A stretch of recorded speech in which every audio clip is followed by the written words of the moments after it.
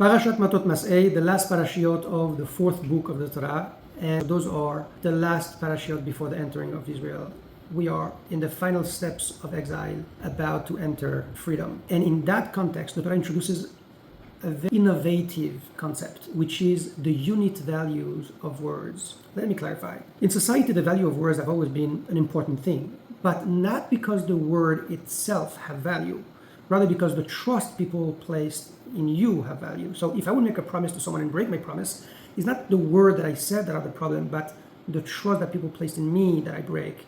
That is the problem. People can lose financials, tangibles, or just overall trust. Now the Torah comes with a different idea. And the idea is, what if you say something to no one but to yourself? So there is no trust to break. You won't disappoint anyone. And the Torah basically says Jews are obligated to keep their commitment, even when it's not made to no one but to themselves. And that is a little strange in itself. But then he goes a bit further. Let's assume someone makes a commitment that he will not eat meat for a month. And then a week later, he's invited by friends to a barbecue and he really wants to eat meat. He's like, you know what, I'm going to make an exception today. He will not only break his word to himself, he will break a biblical commandment, because it is a biblical commandment to be obliged to keep his word. And that brings the unit value of human words to a whole different level, because now I didn't break a human word value, but I broke a biblical word value, almost if my words were having a divine unit value. And so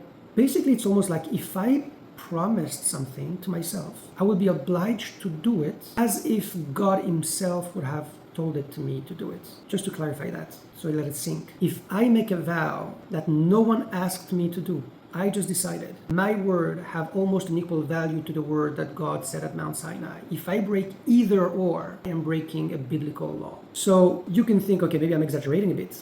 Well, let's see that.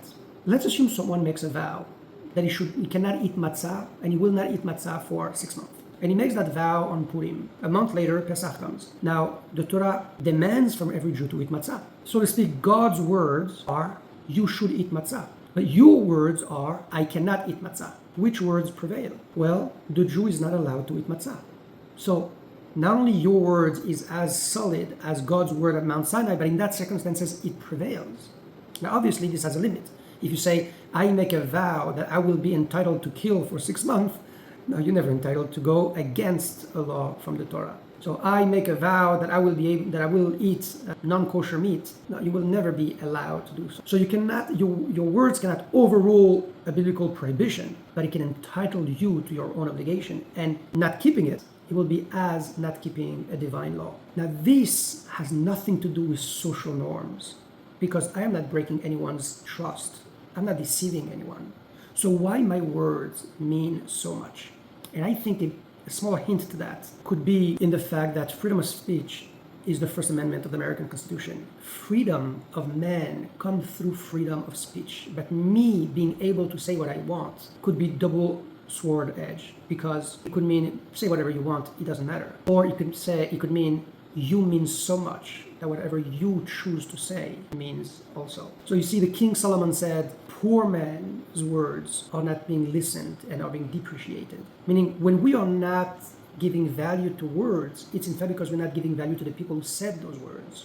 Giving value to the words is giving value to the man who said the words.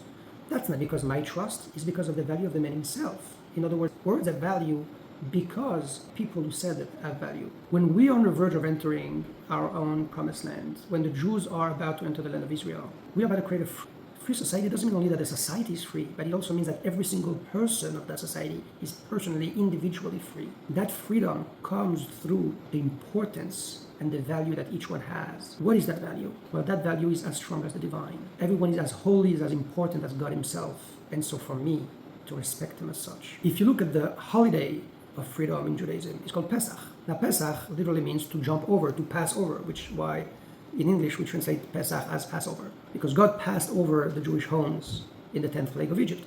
However, in Hebrew, Pesach can also mean something else. If you divide the words in 2 syllables, it will be Pesach, meaning the mouth speaks.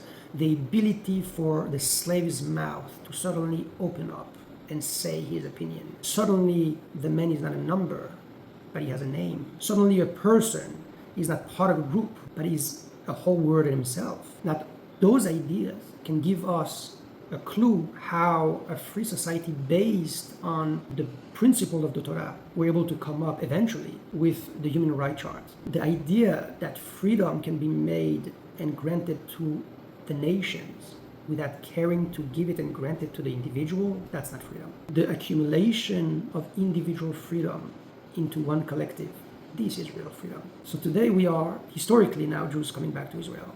We are creating our own free society. Now, throughout 2,000 years of exile, Jews have said so many things, but nobody would care, nobody would listen. But suddenly, the voice of Israel matters. The words that the Jews are saying matters. Because our values, in the eyes of the world, grew. But that's not only something national. Individually, every person matters. Our word matters. Now, if we want people to respect us, respect what we say, the first thing to do about it is to respect ourselves and respect what we say. We want to have a sense of value. We want people to value us. We should value us first. This is the introduction of the laws of the vow and promises. God tells us, you value a lot. How much? As much as God. Shabbat Shalom.